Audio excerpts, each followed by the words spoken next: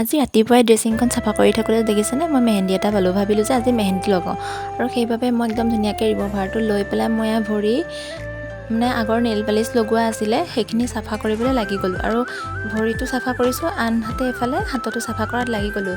ধুনীয়াকৈ গোটেই নেইল পালিচখিনি আঁতৰাই ল'লোঁ আৰু আঁতৰাই হোৱাৰ পিছতে মই ভৰিত ধুনীয়াকৈ লগাই ল'লোঁ মেহেন্দিখিনি আৰু হাততো মই লগাব ষ্টাৰ্ট কৰিলোঁ। মই অৱশ্যে ইমান মেহেন্দি আঁকিব নাজানো, তথাপিতো এনেই অলপ চেষ্টা কৰিলোঁ আৰু এইফালে হাততে ভাবিছিলোঁ খালীকৈ ৰখাই দিওঁ, কিন্তু ভাবিলোঁ নাই মেহেন্দি আছে যেতিয়া বাকীখিনিও এনেই আঁকি পেলাওঁ আৰু এইফালে মই আঁকিব ষ্টাৰ্ট কৰিলোঁ।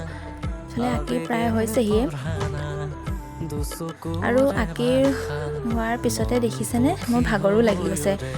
ফাইনেলি আঁকি হৈ গ'ল। আমি বোৱাৰী মানুহ নহয়নে, হাতখন ভালকৈ ৰাখিলে নিজৰে ভাল লাগে। আৰু এইফালে দেখিছেনে, এইফালে তেখেতৰ নামৰ প্ৰথম আখৰটো আৰু এইফালে মোৰ নামৰ প্ৰথম আখৰটো এইফালে বহাই ল'লোঁ।